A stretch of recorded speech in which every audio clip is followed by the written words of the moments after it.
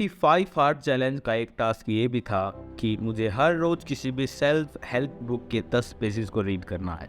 वैसे तो श्रीमद् भागवत गीता जी से अलावा कोई ऐसी सेल्फ हेल्प बुक हो नहीं सकती जो उनका कंपटीशन करे, लेकिन फिर भी वो मैं सुबह पढ़ता हूँ। तो शाम के लिए मैंने ये अरुण तिवारी और लीजेंडरी कलाम साहब की माई एक्सपीरियंसेस विद प्रमुख स्वामी जी रीड पढ़ने का फैसला लिया।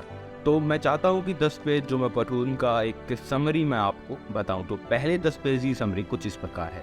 जब 30 जून 2001 को कलाम साहब जब प्रमुख स्वामी जी के पास पहुँचे तो उन्होंने पूछा कि अगले 20 साल का मतलब 2020 तक का क्या ऐसा विज़न हो कि हम एक डेवलप्ड कंट्री बन जाएं। हम क्योंकि अब हम सोशली और इकोनॉमिकली बहुत नीचे हैं, हम एक डेवलपिंग कंट्री हैं। उन्होंने बताया कि हम 5 चीज़ों पे काम कर रहे हैं जो इस प्रकार हैं। पहला है एजुकेशन एंड हेल्थ, दूसरा है एग्रीकल्चर, तीसरा इंफॉर्मेशन कम्युनिकेशन, चौथा इंफ्रास्ट्रक्चर और पांचवा क्रिटिकल टेक्नोलॉजी।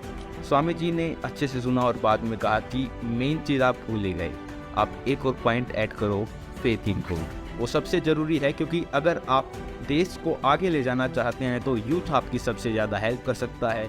यूथ को जब तक आप मोरल और स्पिरिचुअल तरीके से ग्रो नहीं करने दोगे तब तक यूथ गलत डायरेक्शन लेने की कोशिश कर सकता है। 6 पॉइंट बताने के बाद फिर कलाम साहब ने एक और क्वेश्चन किया कि हम इतने साल से वेल्थी रहे हैं इंडिया, फिर भी हमारे ऊपर 3000 साल राज किया गया, ऐसा क्यों हुआ? हमने किसी पर राज क्यों नहीं किया?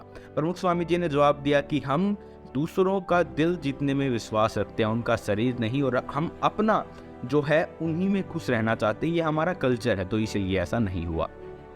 1 घंटे बाद होने के बाद कलाम साहब वहाँ से प्रस्थान लेते हैं और बाद में 30 सितंबर 2001 को एक हेलीकॉप्टर में वो कॉन्फ्रेंस में जा रहे थे, तब वो हेलीकॉप्टर 100 मीटर की ऊंचाई से नीचे गिर गया क्योंकि उसका इंजन खराब हो गया था।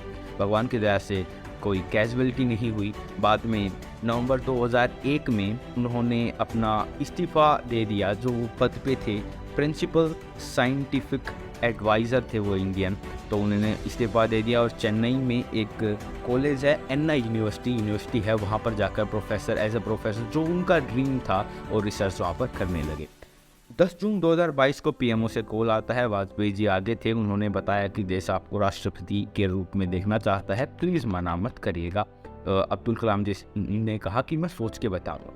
वो मना नहीं कर पाए और 25 जून 2002 को उनको as a president of India घोषित कर दिया गया। 90% वोटिंग उनके हिसाब से थी, उनके समक्ष थी, उनके फेवर में थी, क्योंकि न ही वो कोई राजनेता थे और न ही किसी राजनीतिक पार्टी से उनका पहले कोई ऐसा रिलेशन रहा था। तो एक ही बात हो गई वो तो।